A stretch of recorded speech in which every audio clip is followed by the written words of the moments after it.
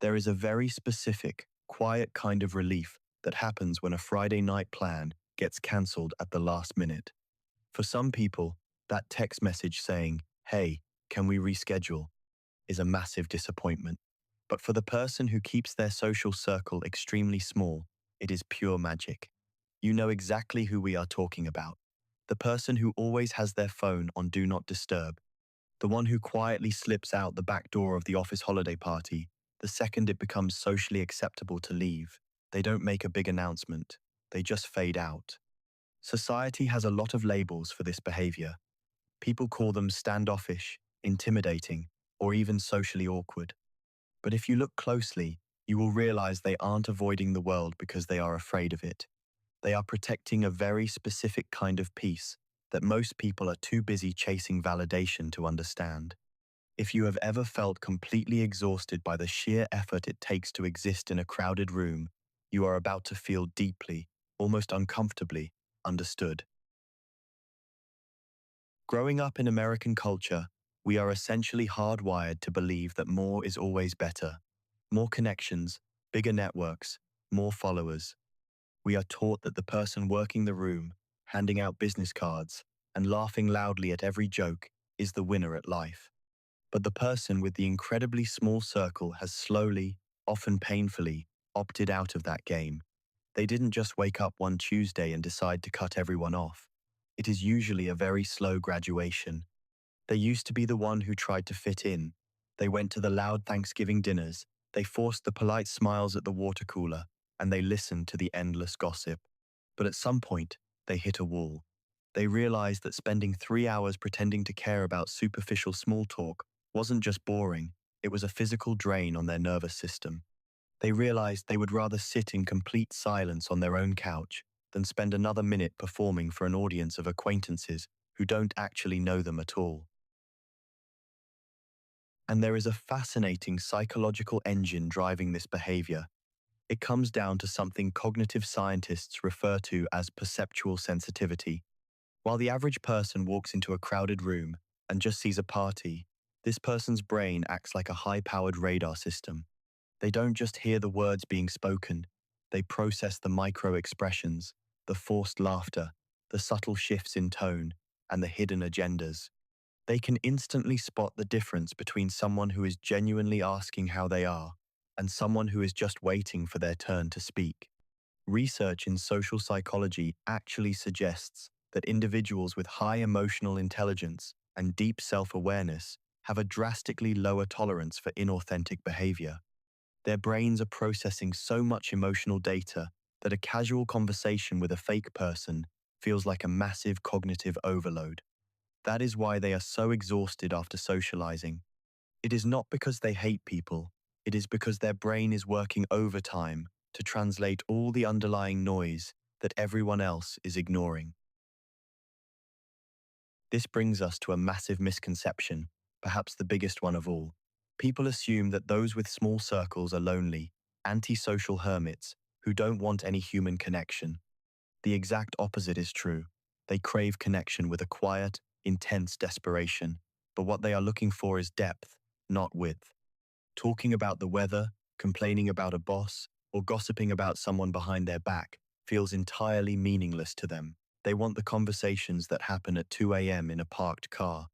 They want to talk about childhood fears, strange philosophies, and the things that actually keep you up at night. And because those types of raw, unfiltered conversations are incredibly rare, they often find themselves caught in a strange paradox. As many highly introspective people have noted, there is a profound difference between being alone and feeling lonely. They don't feel lonely when they are sitting by themselves reading a book. They feel lonely when they are standing in a crowded room full of people who are absolutely committed to misunderstanding them. Let's talk about the word guarded. When someone keeps their circle tight, outsiders often accuse them of building massive walls to keep the world out. But psychology makes a very clear distinction between a wall and a boundary. Walls are built out of fear, usually trauma, designed to trap you inside so nothing can ever hurt you again. Boundaries, however, are built out of deep self-respect. They are filters. People who operate with small circles haven't built walls. They have just installed incredibly strict security systems at the front gate, and usually, this system was paid for with a very high price. It comes from a history of giving too much of their energy to emotional vampires. It comes from the burnout of being the therapist friend to people who never asked how they were doing in return. They learned the hard way that loyalty is rare and that not everyone deserves a front row seat to their life. So, narrowing the circle isn't a punishment for the rest of the world. It is simply an act of emotional conservation. If we look at this through the lens of neuroscience, we can actually see how their reward system is wired differently. For a highly extroverted person, walking into a buzzing, chaotic environment triggers a massive release of dopamine. They literally get high off the social friction. But for the person who values a small circle, their dopamine threshold for social stimulation is remarkably low. If social energy were a hot sauce, an extrovert might need an entire bottle of ghost pepper just to feel a tingle. The person with a small circle only needs one tiny drop. Sitting in a quiet coffee shop with one fiercely loyal friend, talking about something that actually matters, lights up their brain's reward centers just as brightly, if not brighter, than a wild night out. They don't need the validation of 30 acquaintances liking their post. They are entirely sustained by the absolute certainty that the 2 or 3 people in their life would help them bury a body at midnight, no questions asked. There is also a concept known as low social dependency, and it is a massive hidden strength. In a society that constantly tells us we need a tribe, a squad, or a network to be valuable, these individuals have managed to decouple their self-worth from the opinions of the crowd. They do not need to check the group chat to figure out how they should feel about a situation. They possess an incredible ability to self-soothe and self-validate.